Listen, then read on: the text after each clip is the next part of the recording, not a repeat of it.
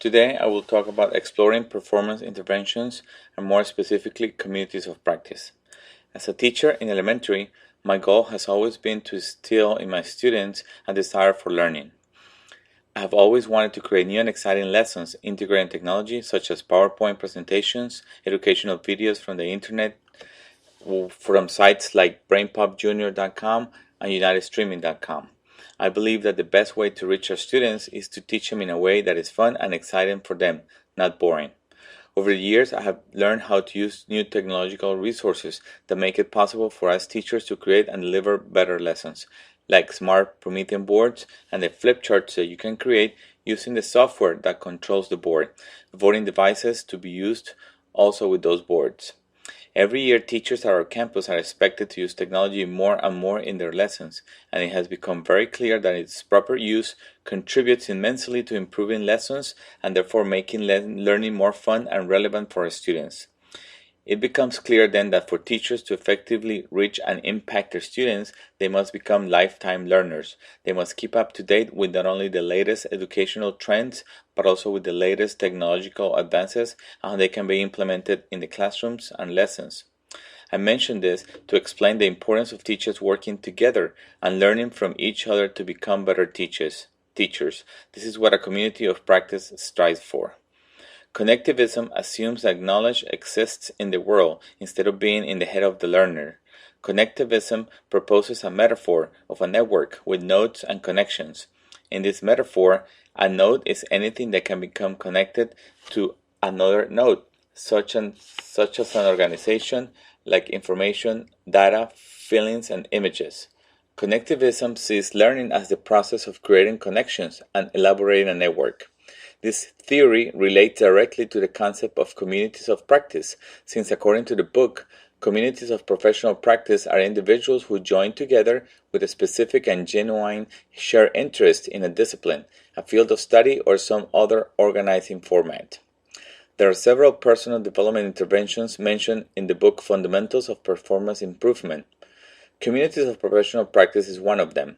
In this type of intervention, people join together to help each other by sharing their ideas, experiences, mistakes, and accomplishments about a specific field, whether it is professional or educational. I can think of one very specific example of how this intervention was used by NASA on its Apollo 13 mission to the moon. They all form a community of practice and together devised a solution that saved all the astronauts from dying in space by sharing ideas, collaborating, and learning from one another.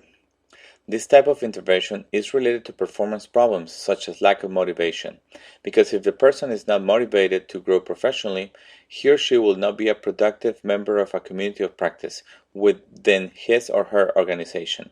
By belonging to a community of practice, that person can feel more motivated to improve his abilities, and he or she may feel more responsible to contribute to the community and will also feel rewarded when he or she sees that he or she is helping others, as well as getting support from them within the learning community. It can also be related to a lack of information, because a person might not know that he or she can belong to a community of practice and learn from others in her company. This intervention needs resources, such as time, to be able to hold the meetings that are necessary to support the community of practice. It needs to be supported by management so that it can have all the necessary resources to succeed. A good strategy to implement this intervention is to treat it as an opportunity for personal growth, as well as an opportunity to improve the company's processes by fostering a long-lasting learning environment where employees feel appreciated and their input and ideas are valued by others. The benefits of this intervention is that it allows its participants to grow not only as individuals, but also as a working family, who will then be better prepared to handle future challenges. Another benefit of this intervention is that it makes everyone feel appreciated when contributing something to solve a problem. The limitations of this intervention is that it can sometimes create frictions among its members, and if this issue is not properly addressed or resolved, it can create conflict and delay the process of solving a problem. Finally, for this intervention to work, There must be a performance improvement practitioner who is in charge of initiating the process and who also helps clarify priorities.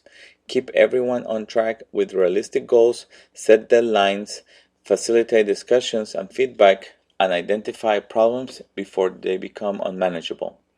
Thank you.